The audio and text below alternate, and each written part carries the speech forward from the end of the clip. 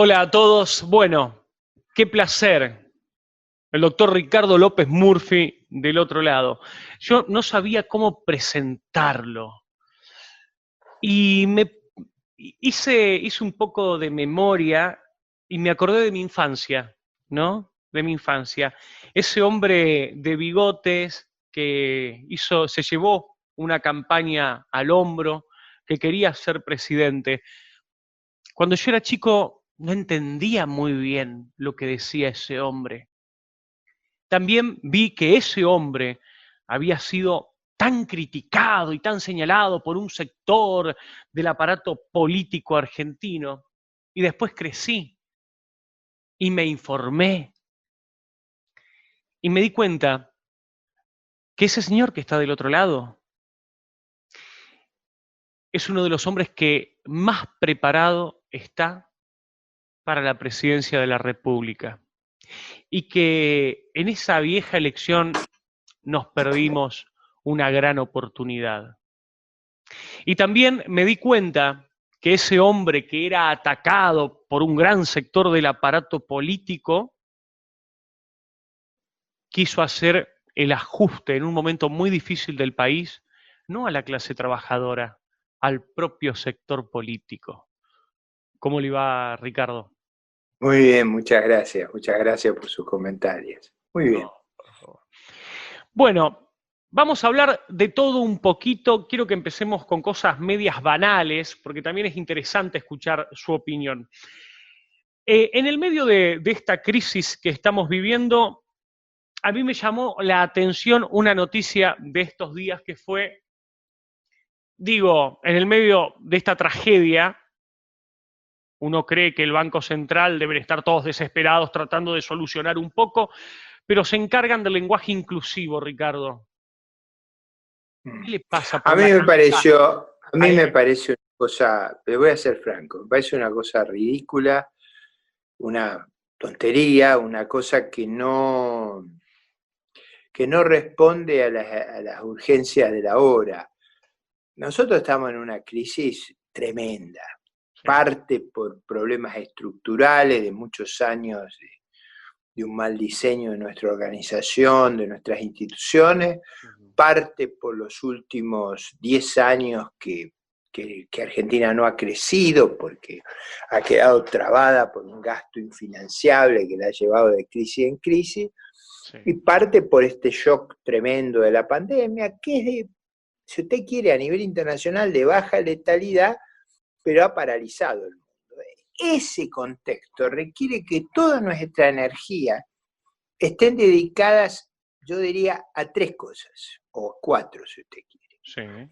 Primero, atender la emergencia sanitaria de una manera que minimice el impacto del virus y que le dé a todos los argentinos la mayor posibilidad de sobrevivencia. Segundo, a preservar la economía, porque si usted destruye la economía para preservar las vidas con una política absurda como la cuarentena eterna, lo que arregla de un lado lo desarregla del otro, porque si usted tiene una crisis económica muy profunda, eso va a causar mucha más mortalidad que el virus. Tercero, esto yo quisiera sí que le diéramos mucha importancia a esto que le voy a decir ahora. Sí.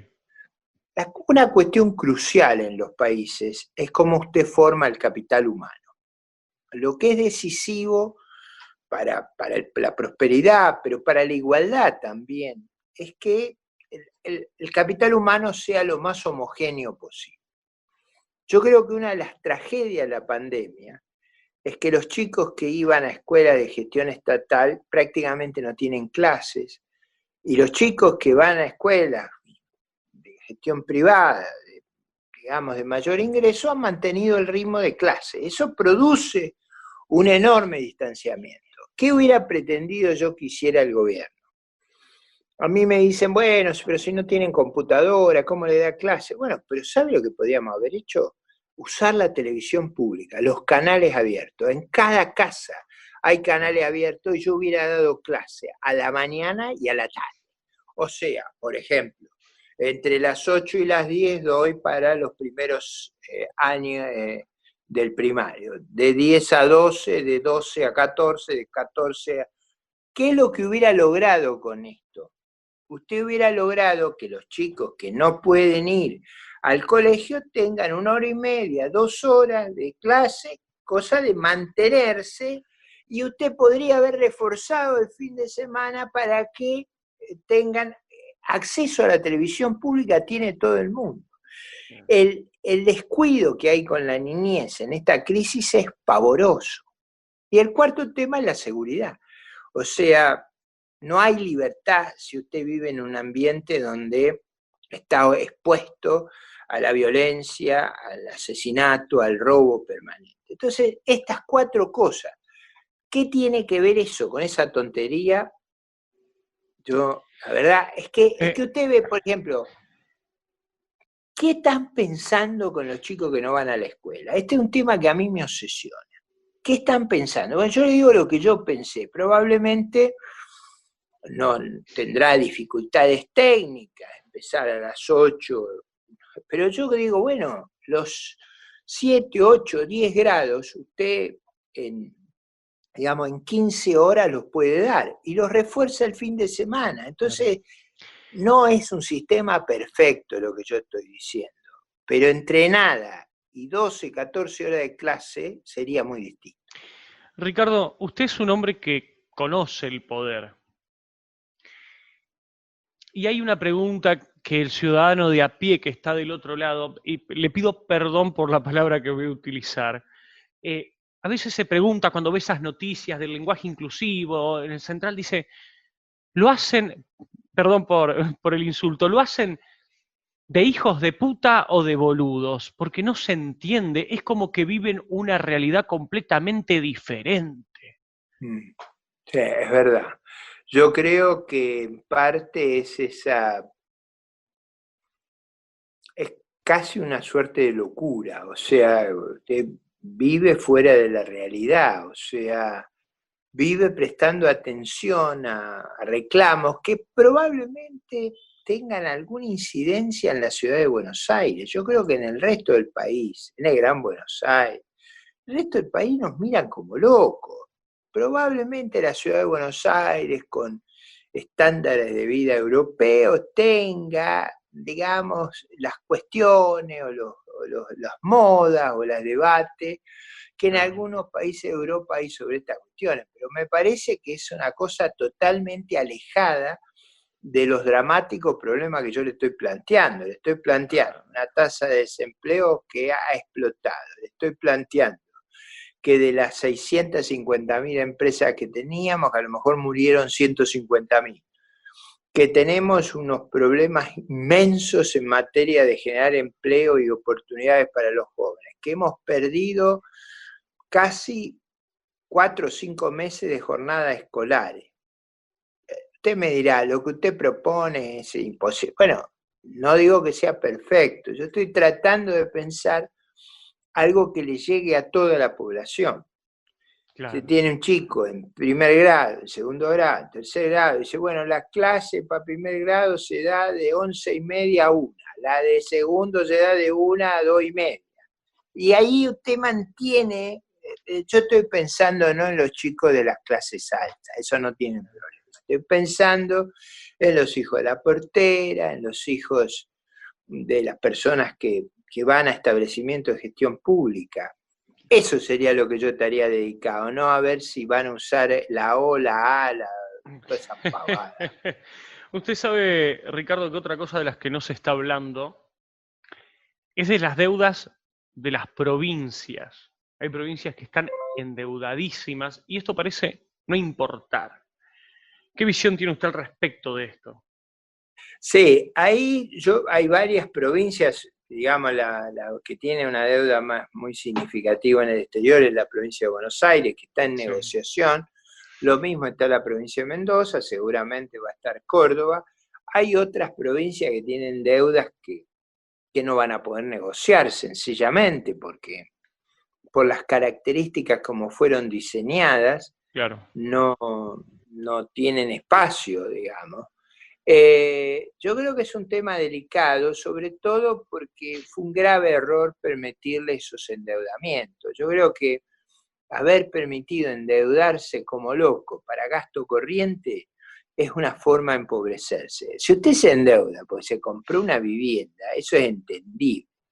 Si usted se endeuda porque se compró una camioneta para su trabajo, para comprar los micrófonos, los parlantes, Claro. el instrumental, eso, ahora si usted me dice, no, mire, yo me endeudo para gastar más en mi consumo, y si usted se endeuda para gastar en consumo, no tiene capacidad de repago después, que eso fue lo que hicieron las provincias, se endeudaron para consumir. Y hablando del tema de deuda, hace unos días nos despertamos y era toda una fiesta en los grandes medios de comunicación. Yo lo escuchaba a Bonelli hablando del acuerdo con los bonistas. Y algunos economistas dijeron, hey, hey, no festejen tanto. Porque esto ahora, el 24 de agosto, tienen que pagar y van a tener que ir al Fondo Monetario, aquellos que decían no volvamos al fondo. Esos festejos, Ricardo, que a veces el ciudadano de a pie entiende tan poco que a veces termina creyendo esas falacias. A ver, yo le voy a dar una explicación Sí. para usted y para la audiencia que los ayude a todos a comprender. La Argentina estaba en cesación de pagos, o sea, habíamos dejado de pagar, lo cual nos ponía en una situación de gran vulnerabilidad. Se hizo una negociación muy larga, innecesariamente larga, yo creo poco profesional, pero bueno, se hizo una negociación. Lo que este acuerdo implica es que vamos a normalizar los pagos en un arreglo que es muy parecido al que hizo Ecuador. Acá no hay traje a medida, acá hay traje de confección. Usted llega, le ponen el traje, no va a ser distinto el arreglo de Ecuador que el de Argentina, ni el que venga de Egipto, van a ser parecidos, por razones de sentido común. Ahora, luego de ese acuerdo hay que hacer un acuerdo por la deuda interna. Luego hay que hacer un acuerdo por todas las deudas de las provincias y después hay que hacer un acuerdo con los multilaterales, cruciales con el Fondo Monetario. Si lográramos todo eso, lo que hemos hecho ha sido volver a un sendero de normalidad, de donde no debíamos haber salido. O sea, volvimos. ¿Eso es positivo para el país? Sí. ¿Nos va a dar para fiesta? Para nada. Nada de lo que se arregló es para festejar. Lo que se arregló básicamente, se bajaron los cupones de interés y vamos a acumular menos deuda que en el pasado. Ahora, ¿nos van a dar recursos para gastar? No, olvídese. Acá no hay nada para festejar en ese sentido. Sí, yo traicionaría mis valores si no dijera que este arreglo es mejor que no tenerlo, que este arreglo debería permitirle al sector privado argentino normalizar su acceso a los mercados de capital y el sector privado poder volver a invertir. Eso es lo que, si hubiéramos declarado el default, hubiera sido mucho más difícil para nuestro sector privado poder normalizarse. En ese sentido, es positivo, pero no, como dice usted, no hay que festejar nada. Claro. Porque además, todavía no le explicaron a la gente de qué se trata la factura. Cuando usted vea la factura, ¿qué es lo que va a tener que hacer? ¿Qué es lo que pasa siempre? Esto es como cuando usted va al médico. ¿Qué hace el médico? Dice, vaya a la balanza. Usted dice, no, la balanza no, quiero una balanza kirchnerista. Porque ¿qué vamos a ver en la balanza? Que estoy obeso, hay que bajar de peso. ¿Y cómo se baja de peso? Bueno, hay que hacer ejercicio, no hay que tomar alcohol, hay que hacer dieta. ¿Y qué otra cosa? Y no tiene que fumar, y no tiene, y va a tener que irse a dormir temprano. ¿Y cuánto tiempo? Muchos años. Bueno, ¿y eso por qué? Y bueno, para que pueda estar mejor de salud y no sufra una crisis. Es de ese tipo la economía, o sea, es preventiva. Ahora, lo mejor de todo es no caer en una crisis. Claro. Lo que deberíamos hacer es evitar caer en una crisis. Cuando usted va al médico, si va preventivamente es bueno, si va terapéuticamente es malo. Varios economistas hablan, hay unas pequeñas diferencias, unos dicen después de que pase, yo no le quiero decir cuarentena a esto porque ya dejó de ser una cuarentena, es un confinamiento, desde mi opinión, Que lo es, innecesario. Bien, también lo es. bien. Pero muchos economistas dicen, bueno, cuando pase todo esto, hay que prepararse para la hiper. Y otros dicen, no sé si para una hiper, pero sí para una mega inflación. Y muchos dicen, para que se dé una hiper tiene que haber un problema de gobernabilidad. A ver, ¿Usted qué opina respecto a esto? está bueno. A ver, yo digo, hay tres escenarios. Un escenario donde el gobierno haga todos los deberes como yo le conté, deberes difíciles de creer que los va a hacer porque no están en su genotipo. Eso significa que el año que viene vamos a las elecciones con el gobierno bajo un programa de ajuste durísimo. Yo, la verdad, no los veo, pero ese es tampoco se puede descartar. Ese es un escenario donde los riesgos que usted plantea no están. Hay un segundo escenario que a mí me resulta el más plausible, que es que el gobierno haga cosas, pero siempre mal, tarde, sin la firmeza necesaria. Entonces vayamos a una suerte de acercarnos a una mega inflación. Y acá vamos a la definición. ¿Qué es una alta inflación? 30-40% anual. ¿Qué es una mega inflación? Es cuando usted está cerca de los 3 dígitos o en los 3 dígitos. Eso Argentina lo tuvimos entre 1975 y 1989, o sea, no es algo que no lo vivimos. La Claro. mega inflación es una inflación los 3 dígitos o cercana a los 3 dígitos. Una hiperinflación es cuando la inflación es 50% por mes, Argentina tuvo 2 hiperinflaciones, una al fin del presidente Alfonsín, donde la inflación llegó al 5.000% anual, julio del 89 contra julio del 88, y una segunda, cuando fracasan los primeros planes del presidente Menem, de 21.000% entre marzo de 1990 y marzo de 1989. Una hiper es cuando usted está en los miles o en las decenas de miles, o en los millones, bueno, esas cosas se descontrolan. Sí. Usted dijo una muy buena pregunta. ¿Qué lleva al descontrol? Yo le voy a agregar otro dato. En general, si hay una pérdida de gobernabilidad, es decir, si el gobierno en esta circunstancia a todos los problemas los resuelve emitiendo dinero, terminamos en una catástrofe. O sea, si ante cada cosa lo que la solución va a ser, ahí hay un riesgo, esa es la pérdida de gobernabilidad. Pero yo le diría, la clave para que las cosas se vayan fuera de control es que el gobierno se quede sin dólares. Entonces, acá es donde usted va a poder ver con mucha claridad si esto es cierto o no. Usted puede tener dólares de dos maneras. O tiene stock, reservas, o tiene un flujo de superávit que le provee sistemáticamente dólares. Una de las dos cosas.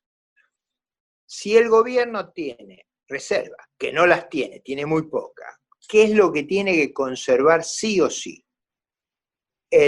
Un superávit comercial muy importante. Eso lo tiene que conservar. Eso va a impedir que haya una hiper. Ahora, para conservar ese superávit, ¿qué tiene que hacer? Tiene que mantener el dólar competitivo y tiene que evitar que el gasto público, las políticas salariales lo hagan atrasar al dólar. O sea, volvemos del punto 3 al punto 1. Tiene que ir al cardiólogo y el cardiólogo dice, deja de fumar, empieza a adelgazar, camina, no comas con grasa, no coma huevo frito, no coma, bueno, usted sabe más o menos. Hacer la dieta correspondiente y cuidarse, exacto. Cosa que nunca hicieron. Sí, eso es. Entonces, la clave de que pasemos de yo creo que alta inflación, entre alta inflación y mega inflación, o sea, entre 60 y 80% vamos a estar. Pero para irnos de ahí a una mega inflación abierta de 200, ahí se necesita un error, digamos una flojera, una tontería, por ejemplo, pretender para ganar las elecciones dar aumentos de presupuesto y de salario sin financiamiento. Cosa que pueden hacer, digamos, pero Todo es posible, van a don pagar muy Ricardo. caro si hacen eso. La van a pagar muy caro. Y para llegar a una hiper se necesita que se queden sin reservas. Es decir, para que eso ocurra tienen que cometer varios errores. En general, como yo le conté, a la mega inflación llegamos en el 75, 3 dígitos de los cuales el primero no era la unidad. Estuvimos 14 años con mega inflación. Después vino la hiper. No es tan fácil pasar de una cosa a la otra.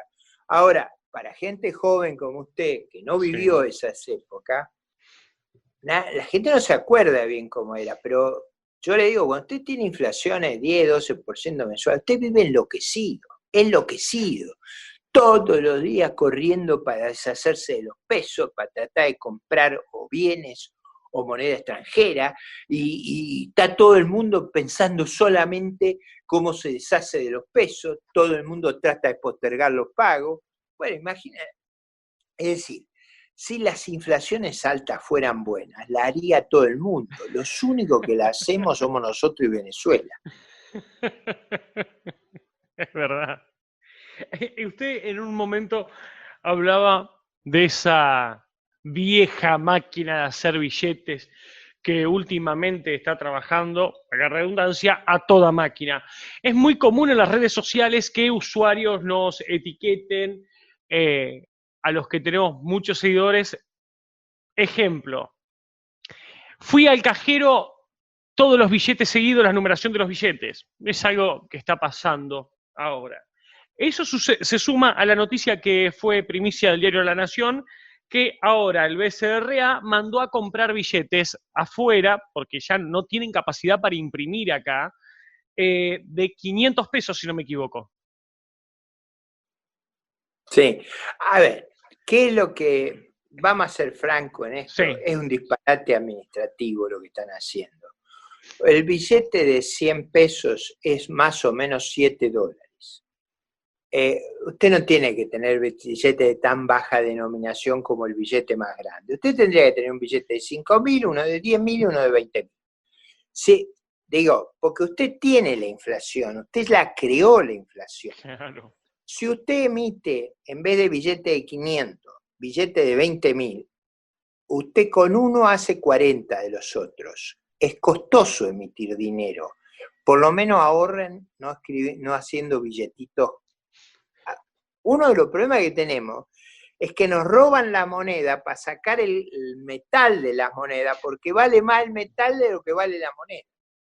Bueno, es terrible. Hay un video que se viralizó, disculpe Ricardo que lo interrumpí, de un tipo que fue con una a vender metales y fue con una bolsa de monedas, supongamos, suposición, había 300 pesos en monedas de un peso, bueno, le terminaron dando 500 por lo que pesaba.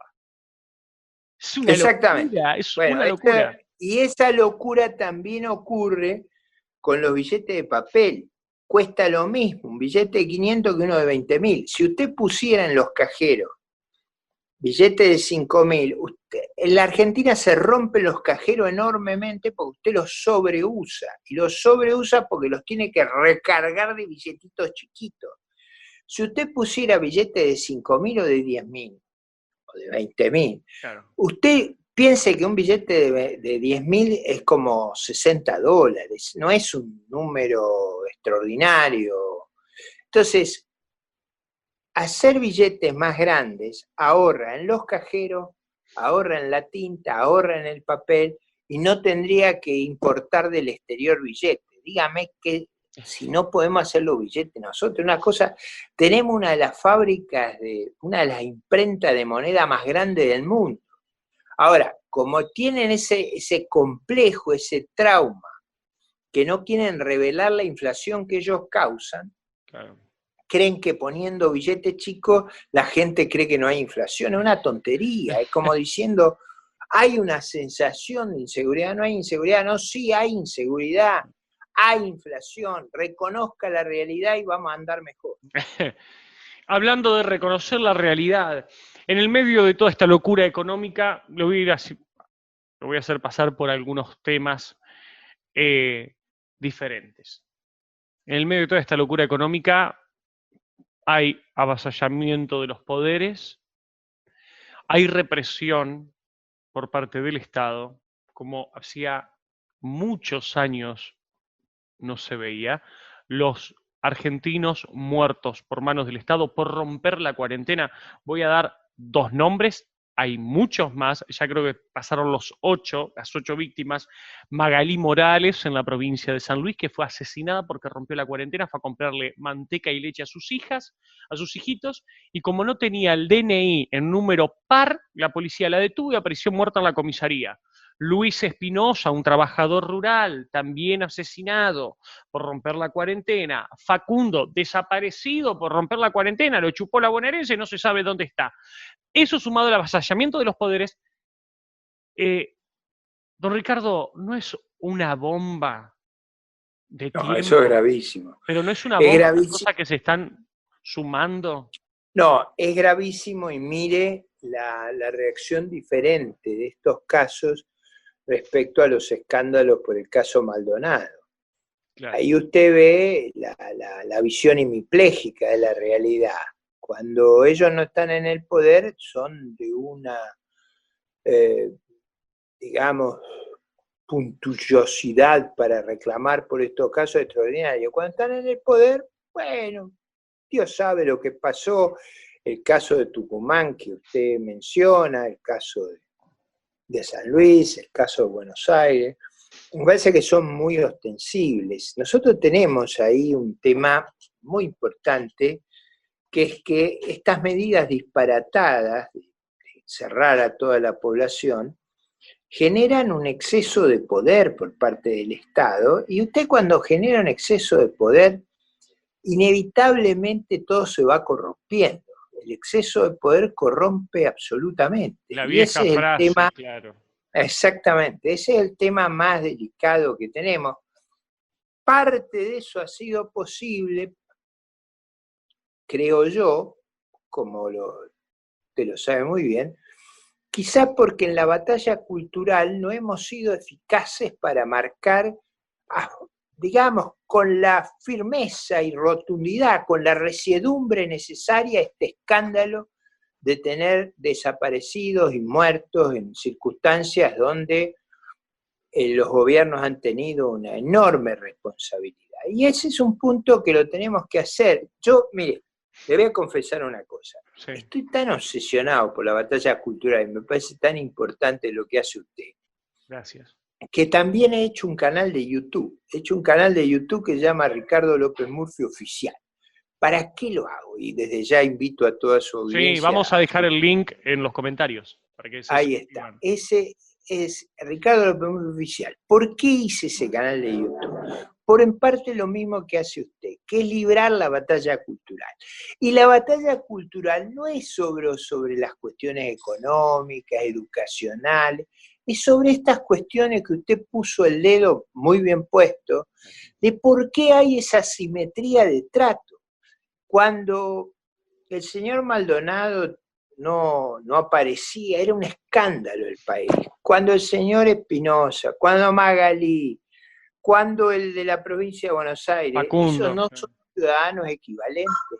¿Por qué hay esa simetría? ¿Por qué no somos coherentes y consistentes con estas cuestiones hacia la supervivencia de la libertad, de la confianza? Porque en última instancia, en una sociedad que cuando usted está arriba, usted viola todos los derechos, cuando está abajo es un energúmeno protestando porque hay un pequeño problema, nosotros no podemos funcionar como sociedad. La sociedad requiere confianza mutua, de que actuamos de igual manera ante circunstancias similares. Usted sabe, Ricardo, que hace unos días entrevistamos a Guillermo Moreno. Del otro lado, mucha gente me dijo, ¿cómo lo vas a entrevistar? Yo soy de las personas que cree que hay que escuchar y que cuando el entrevistado habla, por más que te esté basureando o te esté ninguneando, hay que dejarlo hablar. Es importante. ¿Por qué? Porque muestra la otra persona lo que es. Exactamente. Guillermo Moreno en un momento empieza a hablar de su visión económica, que aunque no la comparta, se respeta, y dijo, a esto lo tiene que pagar las 1000 familias, los terratenientes. Las 1000 familias tienen que pagar estas deudas. Y yo por dentro pensaba, qué discurso viejo, ¿no? Qué triste. Me imaginé como que el mundo habla del Audi y nosotros seguimos hablando del Renault 19. Sí, además que es un discurso absolutamente irrealista. No hay mi familia. En la Argentina no tiene, digamos, un grupo de familias riquísimas y una sociedad pobre. No es verdad. La Argentina no tiene esas circunstancias. Más aún, cuando usted mira la lista de billonarios en el mundo, prácticamente no aparecen los argentinos. En realidad nosotros tenemos pocas empresas importantes en el mundo y, digamos, en general lo que hemos tenido es un muy bajo desarrollo de nuestro sector empresarial. Por eso no hay grandes familias que a las cuales... Eso es como buscar el culpable en otro lado. La Y verdad es que quedarse, perdón, ¿no? Y quedarse con eso de la Patagonia rebelde. sí, pero además de una manera totalmente irrealista, porque eso si alguna vez existió, no existe más, y hace muchísimos años que no existe. En realidad no hay esa concentración de propiedades en un grupo pequeño.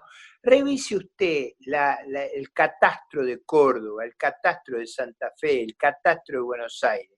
Hay 8 o 9 millones de partidas en el catastro de Buenos Aires. No hay, cuando usted busca quiénes son los que tienen, miren, no los va a encontrar. Y además, cuando los ve, el monto que usted puede sacar de allí es un monto muy chico. Claro. Volviendo al gobierno, ¿usted qué cree con lo peor que se va a encontrar el presidente Alberto Fernández luego de este confinamiento? A ver, en algún momento va a tener que salir, lo puedes tirar hasta septiembre, diciembre o hasta el 2030, pero en algún No, yo momento... creo que va a ser antes. No, yo creo que en septiembre va a haber que ir liberando.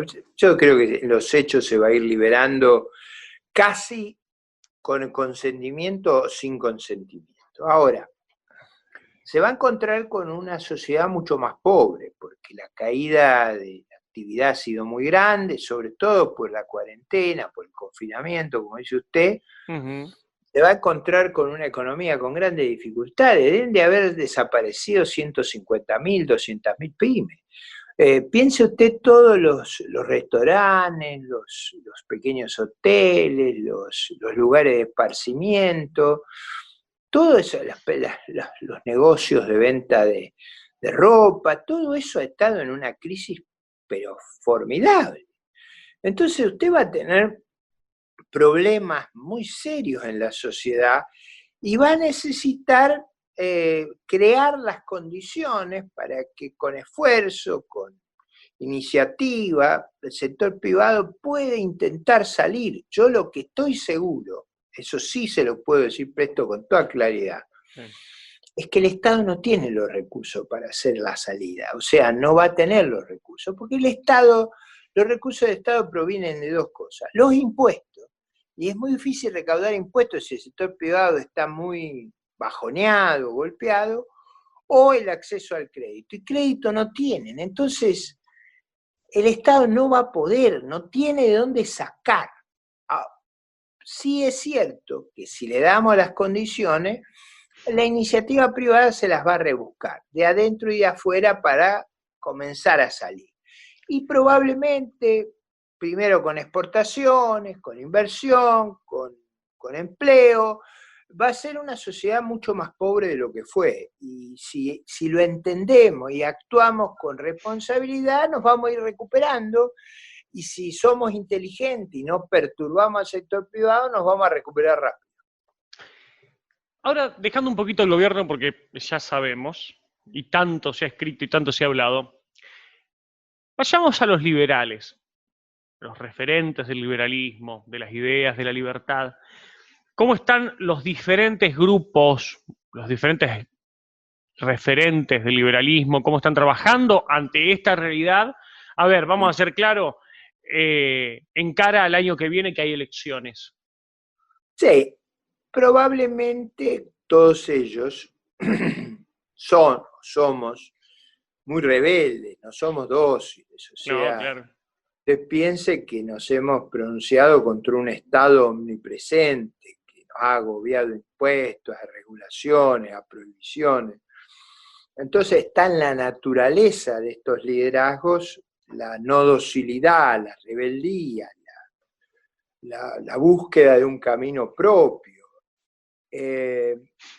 Todos son conscientes que si queremos tener un rol, y yo creo que es vital que lo tengamos, tenemos que actuar con racionalidad. Y racionalidad quiere decir converger nosotros a un frente común y invitar a gente que no necesariamente sea liberal, pero sea afín a nosotros, a que se integre ese frente. Si nosotros logramos hacer una elección razonable, vamos a incidir fuertemente en el futuro de Argentina. Claro. Si vamos fragmentados y hacemos una elección horrible, nos van a subestimar y en parte vamos a desmerecer el valor de nuestras ideas, porque yo creo que nuestras ideas son las más potentes que hay. En realidad, yo creo que es por este camino que se puede salir. Ahora, eso requiere de nuestra parte gestos de lucidez, de sabiduría, y eso traducido al lenguaje electoral significa converger a un frente en común.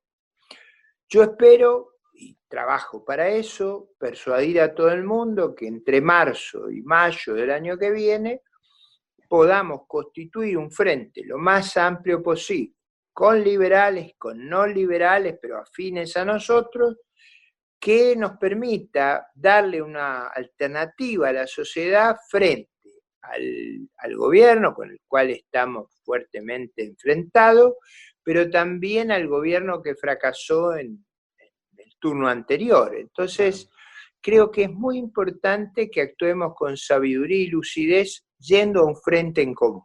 Eso es posible hacerlo, o sea, ese frente, los distintos líderes, si quieren designar las candidaturas, las podrán hacer con las primarias abiertas, simultáneas y obligatorias, y ahí el que saque mejor resultado es el que va a encabezar.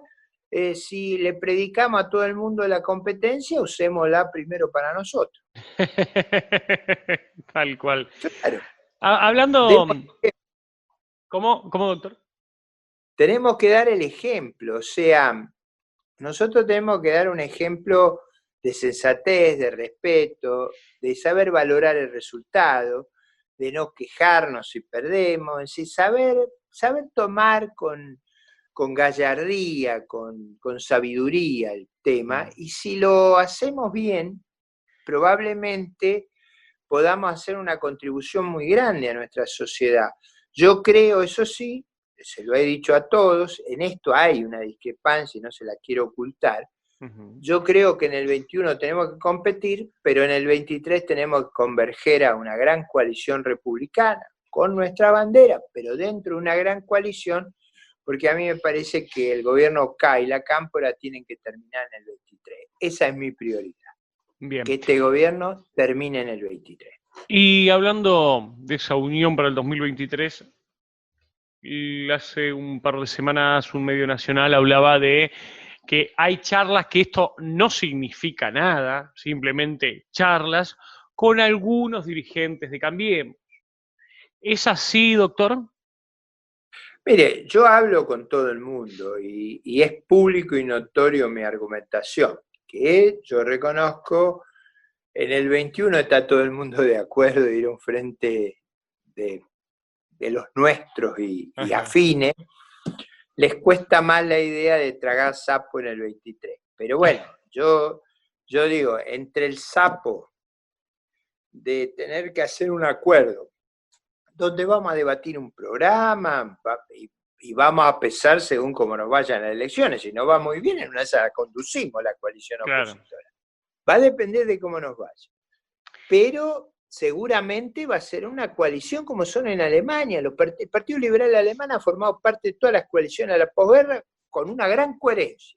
Claro. Ahora, si los demócratas cristianos sacan 40 y los liberales sacan 10, el peso en la coalición va a ser del que saca 40. Yo creo que lo del Frente del 21 está todo el mundo de acuerdo. Lo que no están de acuerdo es la idea mía de en el 23 ir a una gran coalición. ¿Por qué? Porque hay mucha gente que no le da tanta importancia a esto del CAI y de la Cámpora. Yo se la doy. Para mí lo que tiene prioridad es que esta gente termine en el 23. ¿Usted, doctor, cree que esto... A ver, a mí me llama mucho la atención algo y que creo que hay un sector de la sociedad que es muy crítico al kirchnerismo, pero que no lo está viendo.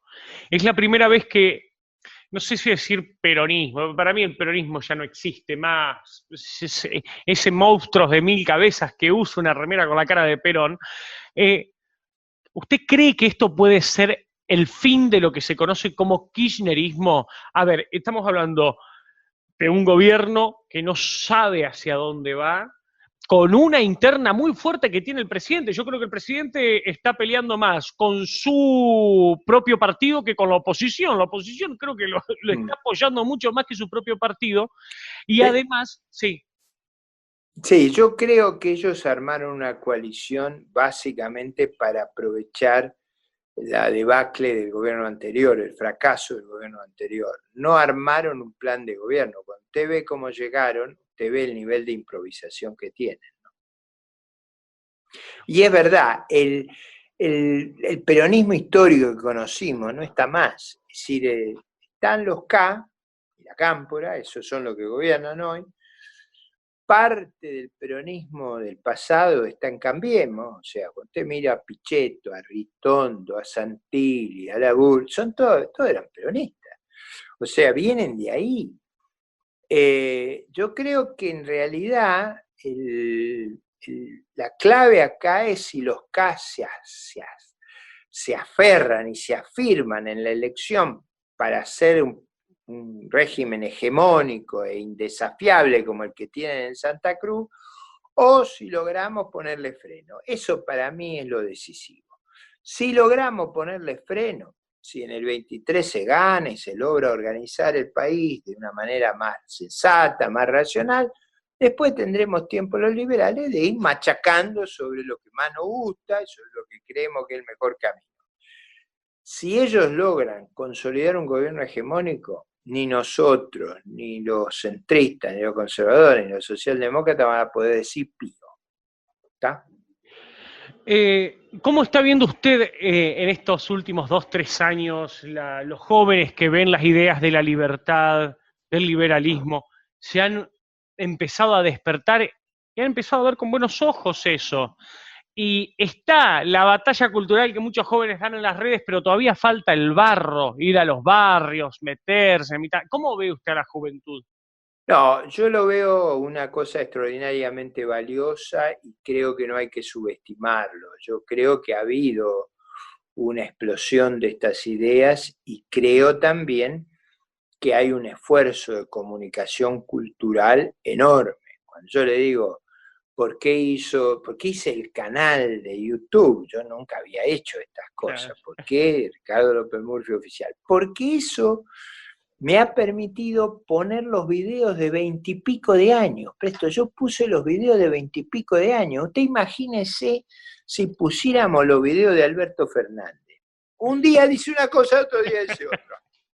Usted se pone a mirar el canal mío y usted va a ver que esa coherencia, cuando clamábamos en el desierto, usted me dice, ¿qué actitud tengo hoy? Yo estoy entusiasmadísimo, porque a mí me tocó clamar en el desierto y hoy veo cientos de miles de jóvenes defendiendo las ideas que con tanta resiedumbre defendí a lo largo de los años, pero que ahora veo una receptividad enorme, y es una receptividad natural, porque la idea de la libertad, de que cada uno se haga responsable de su suerte, de la creatividad, del emprendedurismo, del descubrimiento, de no creer en el statu quo, de no tener temor al cambio, es muy propio de nuestras ideas.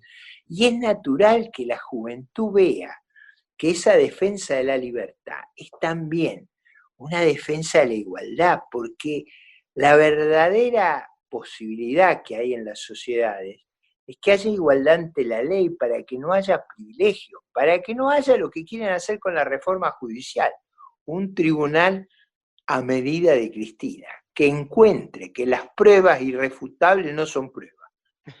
¿Se da cuenta? O sea, esa igualdad donde el poder no le otorga privilegios, no le otorga curros, no le otorga, digamos, prebenda. Esa igualdad es la igualdad que nos hace preocupar con ese tema del capital humano. ¿A cuántos escuchó proponer que la televisión pública sea la escuela, la televisión abierta, para que nuestros chicos no tengan diferencias? Claro, nadie. Imagínense cuántos de ellos los ve preocupados por este tema. ¿Por qué a mí me preocupa? Porque un mundo con gente educada es un mundo que aprovecha mejor la libertad. No es que Sarmiento se da muy bien cuenta de que bajo qué circunstancias iban a prosperar las ideas de la libertad. Y está esa vieja anécdota que dice, cuando preguntan por qué Europa después de la Segunda Guerra se levantó tan rápido, porque tenía los edificios destruidos, pero no los cerebros de los ciudadanos. Exactamente. Esa es la explicación de la importancia del capital humano. Y más le digo, cuando usted vio que muchos de nuestros adversarios siempre citan, bueno, las sociedades nórdicas que son tan igualitarias, el este asiático, ¿por qué son igualitarias? Porque hacen una gran inversión en capital humano. Son sociedades totalmente libres en el comercio exterior, en la iniciativa privada, mire, el sistema sueco es un sistema donde la gente elige la escuela y las escuelas no son estatales, son de gestión no estatal. Funciona un sistema muy parecido al que yo alguna vez propuse y me querían linchar, pero que básicamente le devuelve a los padres la capacidad de elegir el colegio de los hijos. Ahora, esas sociedades nórdicas y la sociedad del este asiático, ¿por qué son igualitarias? Son igualitarias porque el capital humano de esas sociedades es muy parejo. Cuando usted quiere entender por qué en la Argentina hay desigualdad, mire el capital humano, usted va a ver la desigualdad. Y si algo me aterra de la pandemia y de esta locura del confinamiento, es haber confinado a los chicos y no darles escolarización, porque eso es un daño permanente al capital humano. Yo había empezado esta entrevista, Ricardo, recordando aquel ajuste que usted quiso hacer en la casta política y que un gran sector de la sociedad no lo entendió. Usted también decía en un momento, mire Presto, yo luché en soledad hace tantos años. ¿Cómo toma, viéndolo desde ahora, por ejemplo, el momento que dio la cadena nacional, que hablando de los ajustes? Yo creo que es usted sabe que es el video más visitado del YouTube que tengo. ¿Por qué? Porque usted sabe que usted lo ve hoy y se queda impresionado por lo que han mentido sobre ese discurso, pero afortunadamente está en YouTube, está en el canal de YouTube, usted lo puede ver y dice, ¿cómo se macaneó tanto sobre este hombre? Porque en realidad cuando usted lo mira con cuidado, usted se da cuenta quién eran los que pagaban la corrección. Y como usted dijo, la corrección la pagaba, eso es verdad, eso no me lo van a perdonar jamás, toda la política argentina, porque la política argentina es como si se hubiera escindido de la población. Usted vio que la política, bueno, está el senador por Córdoba, Caserío, que decía, los políticos no tenemos que hacer ningún ajuste. O sea, en el medio de la pandemia lo dijo. Una cosa simpática es que cuando Macri se fue a Europa, si usted mira bien la foto en el avión, detrás de Macri está Caserío. Digo, para contar las cosas como son. Pero, digo, el punto simpático acá, el punto simpático, es que en realidad la corrección era sobre la política, porque la política acá se ha desbordado. Fíjese, la legislatura de Santa Fe cuesta 6 veces la legislatura de la Comunidad Autónoma de Madrid. Eso no es razonable, eso no es razonable. Digo, el gasto de la política se ha hecho absurdo en la Argentina. Bueno, ahí lo que yo hice fue pegarle algunos tijeretazos a eso. No, pero es verdad, pero piense usted la situación de emergencia que vivíamos. ¿Por dónde empezaría usted? Y yo hubiera empezado por ese lugar. Ahora, con tantos jóvenes que seguramente lo están viendo del otro lado, yo esto se lo digo a muy pocos referentes. El otro día se lo pregunté a Finocchiaro y ahora se lo pregunto a usted. Tantos mensajes que me llegan de jóvenes que me dicen, Presto, no doy más, termina esto y me voy, hermano. Me recibo y me voy, estoy esperando algo y me voy a buscar un mejor futuro. Y otros que me dicen, Presto, me quedo a lucharla acá, sé que es posible cambiar esto. ¿Qué mensaje le daría a esos jóvenes que lo están mirando? Yo digo que lo veamos con realismo. Argentina está en una zona del mundo que es una zona de paz. O sea, es un país que no tiene conflictos limítrofes, religiosos, raciales, no tiene amenazas atómicas, químicas, bacteriológicas, misilísticas. O sea, los problemas que acabamos de ver en el Líbano, que vemos en Cachemira, o que vemos en la frontera entre China y la India, o que vimos en Ucrania, o que vemos en Corea, no hay esos problemas. Acá nosotros tenemos una buena relación con nuestros vecinos. Esta es un área con, digamos, con condiciones ambientales razonables, que los vientos que tiene Argentina son una bendición, donde tenemos muchas cosas por hacer, y si actuamos con cierta racionalidad, y acá quiero ser cuidadoso, digo, nada del otro mundo, ser capaces de hacer lo que hizo Uruguay, Paraguay, Chile, Perú, que es tener finanzas públicas ordenadas, una moneda confiable, reglas para invertir razonable, un tratamiento impositivo equilibrado. Si nosotros hacemos eso, Argentina tiene unas posibilidades muy, muy razonables.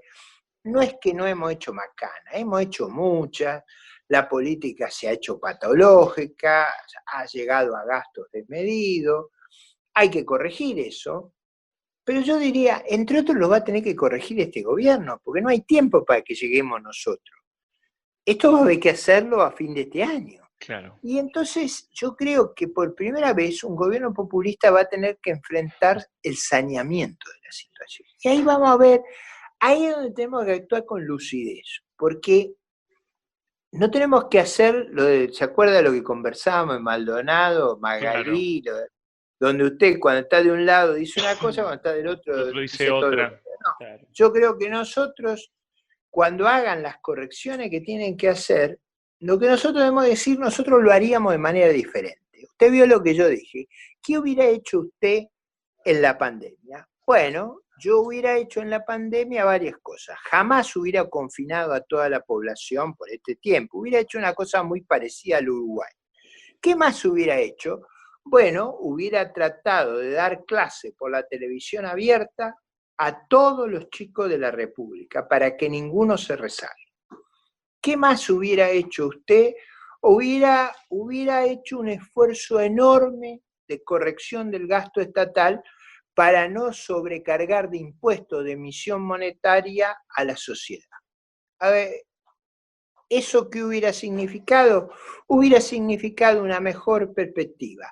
Cuando el gobierno hace y logra resolver un problema, ¿usted se opone? No, yo reconozco, como lo reconocí con usted, que haber zanjado la deuda, a lo mejor a mí no me gustó que durara 9 meses la negociación, que se perdiera tanto tiempo, pero resuelto el problema, vamos para adelante. Eso había que hacerlo, es positivo. Hay que hacer lo mismo con la deuda interna, como usted preguntaba, hay que hacer lo mismo con la deuda de la provincia, hay que hacer el acuerdo con el fondo, hay que poner a producir el país. Probablemente, esto esto no me va a ser muy popular, pero vamos a tener que utilizar los veranos para recuperar las clases que no dimos en el invierno. Sí. Costará, sí, claro, todo va a costar, pero ¿qué queremos? ¿Queremos aprobar a los chicos sin que cursen el año?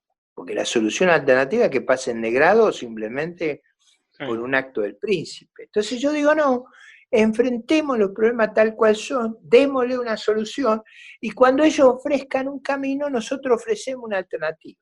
Le vamos a hacer un gran bien a la República. Doctor, ha sido un placer esta charla. Muchísimas gracias por su tiempo. Para mí también, muchas gracias.